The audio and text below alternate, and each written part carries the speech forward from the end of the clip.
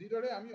already জানো যে অসমত মুঠ 50টা ৰেলৱে ষ্টেচনৰ পুনৰ নিৰ্মাণৰ কাৰ্য চলি আছে আৰু এই 50টাৰ ভিতৰত বহুকেইটা ষ্টেচনৰ কাম ইতিমধ্যে শেষ হোৱাৰ পৰ্যায়লৈ এতিয়া আহি গৈছে আৰু এই 50টাৰ ভিতৰত প্ৰথম ষ্টেচন হৈবৰগাঁও ৰেলৱে ষ্টেচন যোনটো নগাঁও জিলাত স্থিত এই ষ্টেচনটোৰ কাম এতিয়া সম্পূৰ্ণ হৈছে এয়া মুঠ 15.85 crores এটা সম্পূৰ্ণভাৱে সলনি কৰা হৈছে আৰু এটা আধুনিকীকৰণ কৰা হৈছে এই ষ্টেচনটোত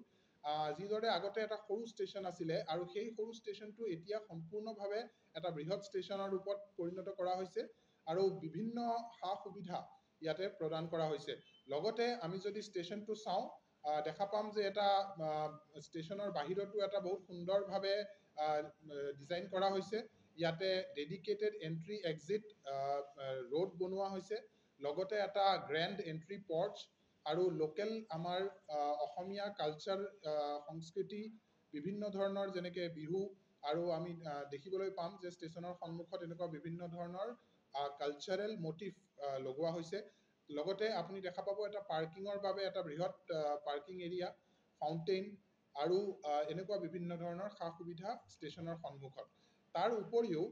ষ্টেচনৰ ভিতৰত যদি আমি চাওঁ নতুন ৰূপে আমাৰ পেছেঞ্জাৰ ফেচিলিটিবোৰ প্ৰদান কৰা হৈছে এয়া আমি বহি আছো এইটো আমাৰ ৱেইটিং হল এই ৱেইটিং হলটো এটা আধুনিক ৰূপৰ ৱেইটিং হল সোফা যি আমি দেখা পাওঁ ধৰক এয়াৰপোৰ্টত বা এনেকুৱা ডাঙৰ ডাঙৰ ষ্টেচনত সেয়া আজি হৈবৰগাঁও আৰু অকল হৈবৰগাঁৱে নহয় এনেকুৱা অসমৰ বিভিন্ন ঠাইত মুঠ 50টা ষ্টেচন আৰু আমি ভাবিব পাৰোঁ যে হয়তো অকল ডাঙৰ ষ্টেচনতে এনেকুৱা হৈছে নেকি কিন্তু এনেকুৱা নহয় প্ৰত্যেকটো জিলাত সৰু সৰু ষ্টেচনতো এটা এনেকুৱা আধুনিকীকৰণ কৰা হৈছে যাতে এই যি সুবিধা এই সকলো ভাৰতবাসী সকলো অসমবাসী এই সুবিধা ল'ব পাৰে হৈবৰগাঁও ষ্টেচন কোৱা হয় যে এটা সৰু ষ্টেচন ইয়াত বেছি ট্ৰেইন নচলে কিয় ইমান ডাঙৰ ফেচিলিটি বনোৱা হৈছে ইয়াৰ কাৰণ এইটোৱে যে যি আমি ডেভেলপমেণ্ট কৰি আছে আজি চৰকাৰে প্ৰধানমন্ত্ৰী নৰেন্দ্ৰ মোদীৰ এটা যি আদৰ্শ সেয়া এইটো যে সকলো চিটিজেনে এই মডাৰ্ণ ফেচিলিটিবোৰ পাব লাগে অকল যে ধনী মানুহে পাব সেনেকুৱা নহয় অকল যে ডাঙৰ চহৰেই পাব এনেকুৱা নহয় সকলো চহৰ সকলো সৰু এৰিয়া সকলো মানুহকে সবকা সাথ সবকা বিকাশ যোনটো কোৱা হয় যে যি ডেভেলপমেণ্ট সেয়া সকলোৰ বাবে আৰু এই আদৰ্শতে অকল অসম বুলি নহয় সমগ্ৰ ভাৰতবৰ্ষত 103টা ষ্টেচন এয়া প্ৰথম পৰ্যায় 22 তাৰিখে 103টা ষ্টেচন ইনাগুৰেট কৰিব মাননীয় প্ৰধানমন্ত্ৰী ডাঙৰীয়াই আৰু তাৰ পিছত সময়ে সময়ে আৰু ষ্টেচন হৈ থাকিব অসমতো এতিয়া কেইদিনমান আগত আমাৰ মহাপ্ৰবন্ধক শ্ৰী চেতন কুমাৰ শ্ৰীবাস্তৱ তেওঁ ইনস্পেকশ্যন কৰিলে মাজবাট ষ্টেচন যি আমি জানো দৰং জিলাত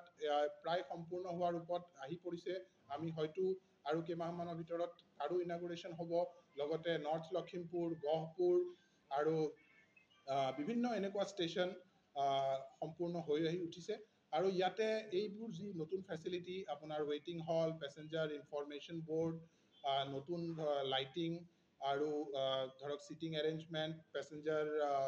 ৰিজাৰ্ভেশ্যন ছিষ্টেমৰ এৰেঞ্জমেণ্ট লগতে বেবী ফিডিং ৰুম এনেকুৱা ধৰক যি যি সুবিধাৰ প্ৰয়োজন এটা ৰেলৱে ষ্টেচনত এই সকলোবোৰ সা সুবিধা প্ৰদান কৰা হৈছে আৰু ইয়াৰ ফলত আমি আশা কৰোঁ যে সকলো ৰেল যাত্ৰীৰ বাবে ই এটা তেওঁৰ যোনটো এক্সপিৰিয়েঞ্চ ৰেলৱে ট্ৰেভেলৰ যোনটো এক্সপিৰিয়েঞ্চ সেই এক্সপিৰিয়েঞ্চটো আৰু উন্নত হ'ব আৰু আগৰ দিনলৈ ইয়াৰ লাভ সকলোৱে পাব বুলি আমি আশা কৰিছোঁ ষ্টেচন স্কিম এই ষ্টেচন স্কিমৰ অধীনত প্ৰায় ভাৰতবৰ্ষত প্ৰায় 12,000 ষ্টেচনৰ কাম চলি আছে আৰু সকলো ষ্টেচনতে বিভিন্ন পৰ্যায়ত কাম আছে চ' এই অমৃত ভাৰত ষ্টেচনৰ যি মেইন আইডিয়াটো হ'ল যে এই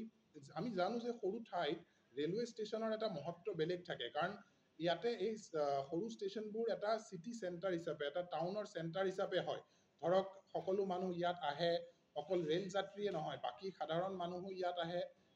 ষ্টেচনৰ ওচৰে পাজৰে আমি এতিয়া দেখা পাওঁ এইবোৰ ষ্টেচনত মানুহ আহে এনেই ঘূৰিবলৈ আহে গাৰ্ডেন ফাউণ্টেইন এটা ধুনীয়া পৰিৱেশ তাত তেওঁলোক আহে গতিকে এটা যে চিটি চেণ্টাৰ এটা মানে এট্ৰাকশ্যন হৈ পৰে সেই আইডিয়াতে এই অমৃত ভাৰত ষ্টেচনবোৰ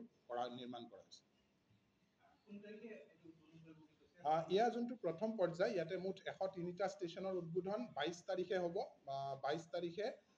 ৰাতিপুৱা প্ৰধানমন্ত্ৰী শ্ৰী নৰেন্দ্ৰ মোদী ডাঙৰীয়াই ভিডিঅ' কনফাৰেন্স যোগে দেশৰ বিভিন্ন ঠাইত এয়া ইনাগুৰেট কৰা হ'ব